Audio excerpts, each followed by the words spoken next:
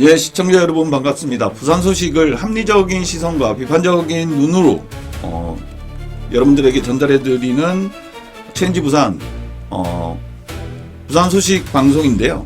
오늘 특별 방송 번외 예. 번외편. 예. 예.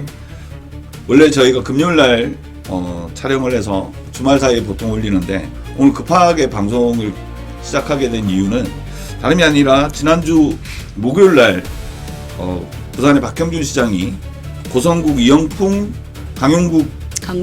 강용석이랑 하는 대자유총 공동토론회 지방선거 비전토론회에 참석을 하면서 거기서 한 발언이 문제가 있다고 생각을 해서 방송을 시작하게 됐습니다. 먼저 오늘도 같이 하시는 분 부산참여연대 양민석 차장님이십니다. 예, 반갑습니다. 저희가 약간 이렇게 흥분을 해서 방송을 시작할 수밖에 없는데 이 극우 유튜브들이 하는 방송에 부산의 현역 시장이 출연해서 1시간 반 가까이 전혀 사실과 맞지 않는 이야기를 일방적으로 주장하고 또한 상당히 문제가 많은 발언들을 했습니다. 그래서 저희가 대략 그 토론회에서 나왔던 한 7가지 문제되는 이야기들을 중심으로 해서 이야기를 좀 나눠볼 텐데요. 먼저 첫 번째가 박형준 시장이 그 주진우 의원과 그 토론회에서도 이야기했던 부산의 그 3대 현안, 첫 번째가 가덕도 신공항, 두 번째가 산업은행 이전, 세 번째가 글로벌 허브도시 특별법인데요. 이 부분에 대해서는 글로벌 허브도시 특별법 안에 가덕도, 국제 물류, 그다음에 국제 금융, 그리고 최첨단 산업도시, 첨단 산업도시 지원 이런 게 다 들어가 있거든요. 그럼 도대체 이 세 가지를 또 이렇게 중복돼서 말하는 이유가 분류 체계가 안 되는 건지 저는 좀 이해를 못 하겠고요. 그다음에 이거를 이제 정말 부산의 주요한 과제라고 하면서 그러면 윤석열 정부 시대는 뭐 했냐는 거예요. 자기 당에 사람이 대통령일 때 도대체 박형준 씨가 뭘 하고 있었냐는 거예요. 그러니까요. 왜 민주당이 발목 잡았다. 그럼 민주당이 발목 잡지 않게 협치를 했어야죠. 대통령도 양보할 건 양보하고 민주당한테 따낼 것 따내고 자기도 마찬가지예요. 근데 전재수 의원한테 전재수 의원으로 보이는데 대표 발의자가 이 특별법을 대표 발의해놓고 아무것도 안 하고 이제 와서 숟가락 얹는다는 식으로 주변의 사람들이 말하는 데 대해서 거기에 대해서도 그냥 묵인하고 넘어가더라고요. 자기가 사실은 전재수 장관이 당의 지도부를 만나서 글로벌 허브도시 특별법을 상정하는 것에 숟가락으로 올린 거죠. 갑자기 머리를 깎는. 근데 반대로 이야기하더라고요. 그래서 저는 오히려 닮고 싶습니다. 윤석열 정부 때 산업은행 이전을 걸고 박형준은 삭발을 했던가. 그렇죠. 박형준은 그때 윤석열 정부에 심지어 공약이기도 했습니다. 대통령 그렇죠. 선거에. 예.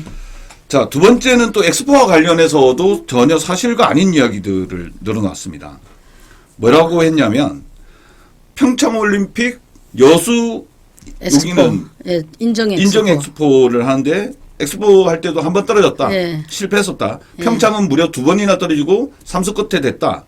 그래서 그때 떨어졌을 때 그렇게 비난하지 않았다라고 이야기했습니다. 근데 저는 상황이 틀리다고 생각합니다. 완전히 틀리죠. 그리고 또 뭐라고 했냐면 들으셨는지 모르겠지만은 이제 사우디아라비아를 지칭해서 대단히 나쁜 국가로 지칭하면서 그래서 그 국가 비정상적인 방법을 썼다. 이렇게 이야기했죠. 근데 자기도 똑같은 대한민국 똑같은 방법 썼죠. ODA 자금 보내고 이런 식으로 한 거 아닙니까? 그런데도 불구하고 그런 식으로 이제 와서 사실은 그런 방송에 나서 겸허하게 사과하고 그래도 한 번 더 해보면 될 수 있다. 이 정도 하면 그래도 좀 물론 절대 안 된다고 생각하지만 좀 받아들여질 수는 있겠는데 사과 한마디 하나도 없이 상대 국가가 이상했다든지 다른 대규모 이벤트에서도 삼수 제수를 했다든지 이런 어처구니 없는 소리를 하잖아요. 그런 경우에는 심층적으로 그건 뭐가 잘못된지 분석하고 그 분석을 바탕으로 해서 재도전할 수 있죠. 근데 백서 보세요. 자기 잘못이나 문제가 나오기나 했냔 말이에요. 근데 어떻게 감히 그런 소리를 하는지 저는 아까 사실 이성환 차장님이 흥분 상태랬는데 저는 사실 흥분 안 돼 또 갑자기 엑스포 이야기하니까 흥분이 되네요.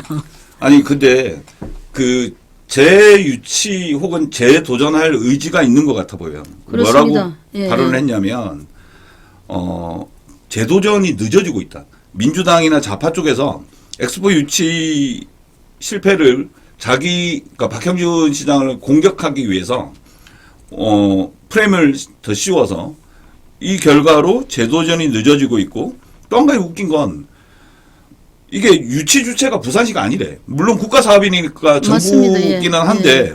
산자부죠. 예, 주체는 산자부가 맞는데 그 일을 수행하는 건 부산시도 하죠. 근데 재유치를 하고 싶으면 말씀드린 대로 정확하게 분석하고 뭐가 문제인지를 해야 돼요. 비정상 국가랑 경쟁을 해서 떨어졌다라고 평가하는 사람이 어떻게 재도전이란 말을 감히 꺼낸지 저는 이해를 못 하겠습니다. 그리고 한 가지만 더 짚겠습니다. 그 엑스포 유치 활동의 결과로 작년에 부산시의 외국인 관광객 수가 350만이 넘었다라고 이야기를 하는데, 그것도 전혀 사실이 아니다라는 겁니다. 왜냐하면 부산뿐만 아니라 서울도 그렇고 외국인 관광객 수가 급증했거든요. 그 이유는 K컬처, 맞습니다. 예, 예. K문화의 때문에 영향력이었던 거지. 그리고 정권이 바뀌어서 그게 더 확산되는 분위기였기 때문에 그런 거예요. 근데 이게 무슨 엑스포 유치 활동으로 인해서 부산의 글로벌 인지도가 향상이 돼서 외국인 관광객이 더 많이 찾아왔다, 이딴 이야기를 하는지 저는 이해를 할 수가 없고요. 그래서 혹자는 그렇게 이야기합니다. 삭발을 하면서 머리만 민 게 아니라 뇌까지 민 거 아니냐, 뭐 이런 이야기도 하는데요. 자, 세 번째, 자기의 재임 기간 동안 열심히 일을 해서 엄청나게 그 지표나 성과들이 있다고 자랑한 부분들, 먼저 여기도 좀 나와 있어요. 보시면 늘높을 예, 예. 여기에 보면 글로벌 도시 지수 해서 스마트 지수, 뭐 삶의 질 지수, 국제 금융 센터 지수, 뭐 스타트업 생태계, 뭐 20위권 진입, 온갖 것 다 갖다 놨어요. 시민 행복 지수 1위가 부산이랍니다. 도시 브랜드 평판 전국 1위, 아동 삶의 질 지수 1위, 청년의 삶 만족도 삶의 질 지수 1, 60대 이상 삶의 만족도, 그거 다 할 겁니까? 그러니까 이런 식으로 엄청난 성과가 있는 것처럼 포장하고 홍보를 하는데 근거 자료가 없어요. 그리고 고용률이 몇 프로에서 몇 프로 올랐다는데 어떤 분야인지 무엇이 언제와 비교해서 그랬는데 구체적인 연도도 안 나와 있고요. 그래서 그런 구체적인 정확한 수치도 안 내보내고 무조건 좋은 수치만 가졌었고요. 그러면 이런 상황인데 왜 청년들은 부산을 떠나고 왜 지역 소멸 위험 도시로 강력시도 중에 제일 처음 들어갔냐는 거예요. 그쵸. 그 시민들은 왜 아무것도 한 게 없다고 생각하고 전재수 장관과의 전 장관과의 그 격차가 이렇게 계속 벌어지고 있냐는 거예요. 아직도 자기 우물에서 자기 세계에서 못 빠져나오고 있다. 겸허하게 자기를 그리고 자기 시정을 돌아봐야 되는데 그렇지 못하다는 겁니다. 그래서 자기는 열심히 일을 해서 성과를 냈는데 왜 그 부산 시민들이나 언론에서는 한 게 없냐, 혹은 민주당이나 좌파들이 왜 재임 기간 동안에 도대체 뭐 했노? 라는 질문을 하는 것을 두고 자기가 선이 굵은 정치를 하는 사람이 아니었기 때문에 그렇다. 홍보를 못해서 그렇댔죠. 네. 그 중앙 언론에 많이 안 나서 그렇다고 말했죠. 충주맨이 없어서, 부산에는 충주맨이 없어서 그런 거다. 아니면 YS나 노무현 같이 자기가 선이 굵은 정치를 안 했기 때문에 네. 뭐 사람들이 자신의 업적이나 그러니까 홍보를 안 해서 그렇다 그런 말이죠. 아이고 참. 한심합니다. 네. 자, 그리고 하나만 더 짚겠습니다. 청년 고용률 자꾸 이야기하는데요. 부산의 청년 고용률이 박형준 시장 때 올라간 이유는 총전이 떠나서 그렇습니다. 청년의 숫자가 적어졌기 때문에 고용률이 올라간 근무가 겁니다. 적어지니까 당연히 올라가는 겁니다. 자, 네 번째, 자신의 업적으로 전 세계 최초, 아직 업적은 아닌데 업적으로 될 뷰텍스 그러니까 수소 트램. 전 세계 최초의 수소 트램 BUTX. 지하 수소 트램이라고 하는데 박형준 시장이 말한 것 중에 하나는 맞아요. 전 세계 최초. 아직 이게 상용화가 안 됐습니다. 그렇죠. 그리고 한번 생각해 보세요. 수소 그 충전소도 그 폭발의 위험 때문에 지금 님비 현상 때문에 어디도 못 놓고 있지 않습니까? 근데 지하로 수소로 고속열차를 가게 한다. 뭐 그렇게 되면 좋겠죠. 만호석처럼. 그리고 언젠가는 또 될 수도 있을지도 몰라요. 근데 지금은 어느 국가에서도 지상에서도 그 고속의 수소 열차는 성공을 하지 못했습니다. 근데 마치 방송이나 그 이날 토론회에서도 뭐라고 했냐면 그 로템이 마치 그렇죠. 이 기술을 다 가지고 있는 것처럼, 예. 이야기를 한 것도 그 로텐 관계자가 나와서 좀 말을 해줬으면 좋겠어요. 그래 정말로 이 기술이 지하에서 상용될 수 있는지 정말 한번 다시 묻고 싶습니다. 제가 들은 전문가들한테는 아직까지는 이거 상용 안 된다. 그리고 아직까지는 그 기술에 도달하지 못했다고 했습니다. 자, 5번째 넘어가 보겠습니다. 네. 문제가 되는 손영보 목사와 그의 아들 손영강 교수에 대한 문제적 발언입니다. 전혀 문제가 없다는 거예요. 손영강 네네. 교수를 엄청 지켜세웠는데 능력 있고 자질 있고 독자적인 세계관을 가지고 있는 사람으로서 충분히 정치 리더가 될 수 있는 사람이다. 이렇게 이야기했고요. 손영보 교수 목사의 구속에 대해서는 종교 탄압이다. 이렇게 이야기했습니다. 손현보 목사는 실정법을 위반했죠. 그런데 마치 이재명 정부가 손현보 목사를 구속시킨 게 종교를 탄압하고 있다는 플레임으로 가져갔어요. 이거야말로 아전인수고요. 정말 잘못된 겁니다. 선거법이라는 실정법을 위반했고 그 때문에 구속이 된 거예요. 근데 어떻게 글로벌 허브 도시 특별법 해달라고 머리까지 깎는 사람이 이렇게 우리나라에 있는 실정법 자체를 이렇게 부정하는 말을 하는지 저는 정말로 놀랍습니다. 그러면 특별법 없이 그냥 하시면 되잖아요. 이렇게 법 체계를 무시하는데. 그렇죠. 그리고 또 한 가지 또 문제가 되는 발언이 있는데 이거는 오늘 뭐 시간이 그렇게 많지 않으니까 희한한 저 듣다 보다가 뭐 람 맥코이 목사를 이야기하면서 종교 분리에 대해서 우리가 잘못 이해를 하고 있다는 거예요. 종교 분리에 그러니까 박형준 시장의 말로 치면 이 종교 분리의 원칙이 뭐냐면 정치가 종교를 탄압하면 안 된다라는 게 종교 분리의 원칙이라는 거예요. 말도 안 되는 이야기를 말도 안 했고요. 되는 거죠. 예. 자, 6번째 가보겠습니다. 또 윤어게인과 배신자 그리고 통일전선 전술을 막 남용을 했는데요. 본인은 절대 한 번도 사람에 대해서도 정치에 대해서도 배신한 적이 없다는데 박형준 시장 자체가 지금 배신자 아닌가요? 원래 처음에 제가 얼마 전에 이제 다른 교수님한테 들었는데 부산에 처음 이제 동아대에 내려왔을 때 그 좀 민주 진영 흔히 말하는 좌파 진영에 새로운 교수가 왔다고 되게 이제 그때 무슨 그런 교수 모임에 간사까지 했다더라고요. 그러면서 되게 이제 기뻐하고 민규협에도 참여했던 걸로 좋아했다고 알고 합니다. 있어요. 예. 그럼 자기가 일단 그걸 배신하고 지금 국민의힘으로 간 거 아닙니까? 그러니까 그거는 자기가 봤을 땐 배신이 아니고 그건 뭔가요? 정신을 제대로 차린 거다 뭐 이렇게 생각하는 것 같아요. 그것도 배신입니다. 예, 그리고 자기의 과거를 부정하는 게 예. 그리고 윤석열을 한 번도 배신한 적이 없다. 장동혁을 한 번도 비판한 적이 없다. 이런 발언. 맞습니다. 자기는 오세훈 시장이라 그런 점에서 다르댔고요.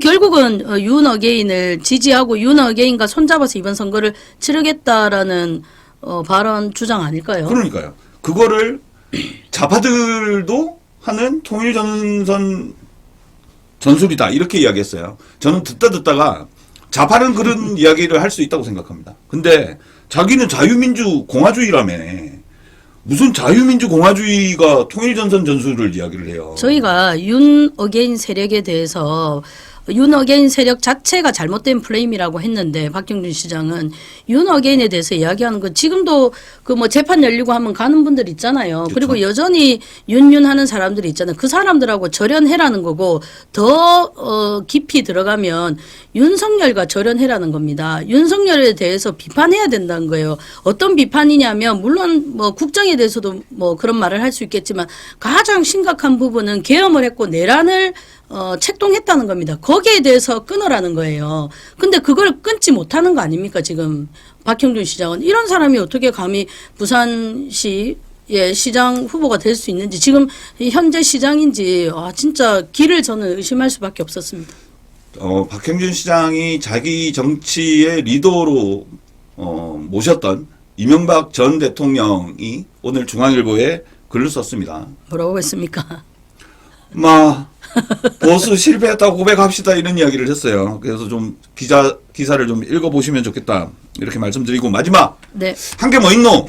라고 하니 사람들이 오해를 하는데 박형준 시장은 한 건 없고 아파트만 많이 지었다. 아파트 시장이다. 이렇게 비판한다는 것에 대해서 예, 저는 부산을 딱 한마디로 표현하면 노인과 아파트 도시로 전략했다라고 생각합니다.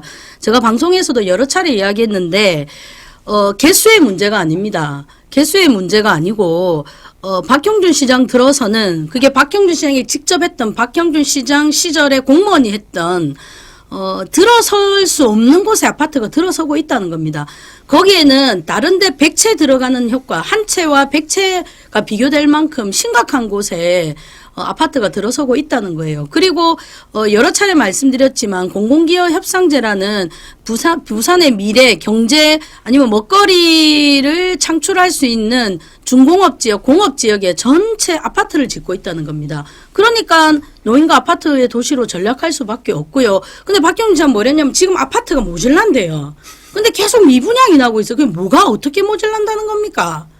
도대체 미분양 나는 거하고 모질란 거는 어떤 상관관계가 있는 거예요? 본인이 아무리 부정하더라도 도저히 아파트가 지을 수 없는 곳에 아파트가 지어지고 있는 사실은 현실입니다. 현실. 자, 오늘 저희가 약간 흥분해서 저만 흥분했나요? 네, 저도 흥분했습니다. 저는 항상 흥분했습니다. 대자유총이라고 하는 극우 유튜브 방송에 나가서 박형준 현 시장이 부산과 자기의 그 성과를 좀 과하게 그리고 혹은 잘못되게 이야기한 내용들을 좀 짚어봤고요. 근데 이거는 이제 극우와 손잡고 이번 선거를 치르겠다는 뭐 가운데 내용은 다 뭐 기억 못 하더라도 박형준 시장이 극우와 손잡고 이번 선거를 치르겠다는 선언 아닐까요? 그래서 방송 중에 좀 웃긴 이야기들도 좀 있었는데 6개월짜리 보수 아니냐 이렇게 뭐 사람들이 오해를 할 수 있다. 그랬더니 절대 아니다. 뭐 이런 이야기를 하는데요. 그 말은 그렇게 보수와 극우를 같이 아울러서 선거를 치르겠다 이렇게 이야기를 하는 것 같고요. 한 말씀만 드리겠습니다. 박형준 시장이 지지율이 낮고 그리고 뭐 한 게 뭐 있노라는 이야기 평가가 나오는 건 부산 시민이 피부로 느낄 수 있고 체감할 수 있는 정책이 거의 없었기 때문입니다. 그렇죠. 예, 소통하지 않았고. 네. 네. 자, 저희는 금요일 날 다시 3월 마지막 주,자 4월 첫째 주 부산 소식으로 다시 찾아오도록 하겠습니다. 수고하셨습니다. 수고하셨습니다.